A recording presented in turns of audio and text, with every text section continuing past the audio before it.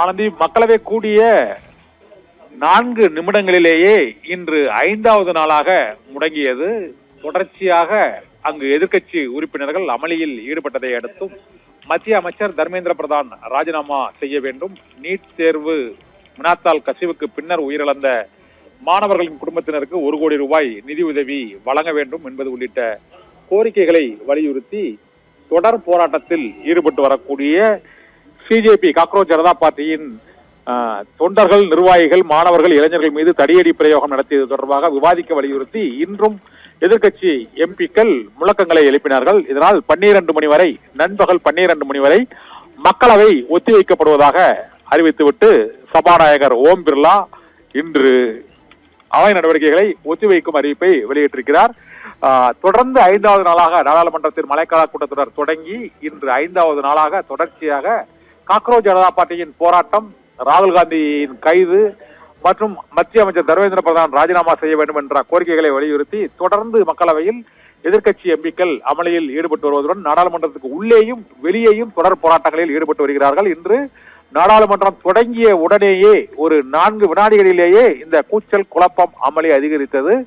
எதிர்க்கட்சி எம்பிக்களின் முழக்கங்களுக்கு பதிலளிக்கும் வகையில் ஆளுங்கட்சியைச் சேர்ந்த பாரதிய ஜனதா கட்சியும் அதன் கூட்டணி கட்சி எம்பிக்களும் பதில் முழக்கங்களை எழுப்பியதால் அவையில் நடவடிக்கைகளை, அவை நிகழ்ச்சிகளை நடத்த முடியாத சூழ்நிலை ஏற்பட்டதை அடுத்து பகல் 12 மணி வரை அவை நடவடிக்கைகளை ஒத்திவைப்பதாக அறிவித்துவிட்டு சபாநாயகர் ஓம் பிர்லா வெளியேறிவிட்டார். இதை தொடர்ந்து மக்களவை எம்பிக்களும் நாடாளுமன்றத்தை விட்டு வெளியேறி இப்போது முழக்கங்களை எழுப்பி வருகிறார்கள். மாநிலங்களவை தொடர்ந்து நடைபெற்றுக் கொண்டிருக்கிறது. எந்த நேரத்திலும் மாநிலங்களவையிலும் கூச்சல், குழப்பம், அமளி நீடித்து வரக்கூடிய சூழ்நிலையில் எந்த நிமிடத்திலும் மாநிலங்களவையும் முடங்கக்கூடிய சூழ்நிலை ஏற்பட்டிருக்கிறது. இப்போது 12 மணி வரை மக்களவை ஒத்திவைக்கப்படுவதாக சபாநாயகர் ஓம் பிர்லா அறிவித்திருக்கிறார். எதிர்க்கட்சிகளின் தொடர் அமளியால் இந்த அவை நடவடிக்கைகள் 5வது நாளாக தொடர்ந்து ஒத்திவைக்கப்படுகிறது.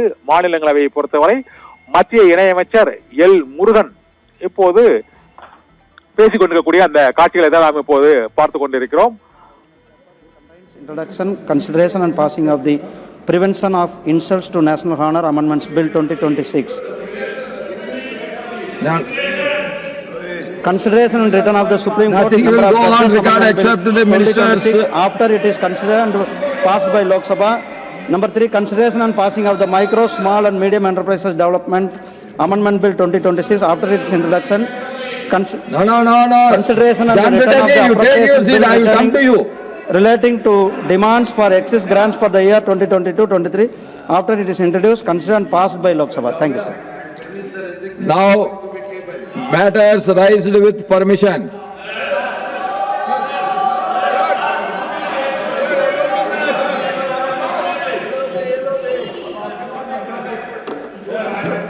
Sir, thank you very much, sir.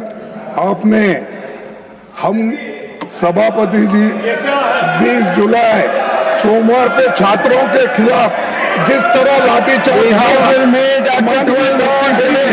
उससे मेरा मन दुखा।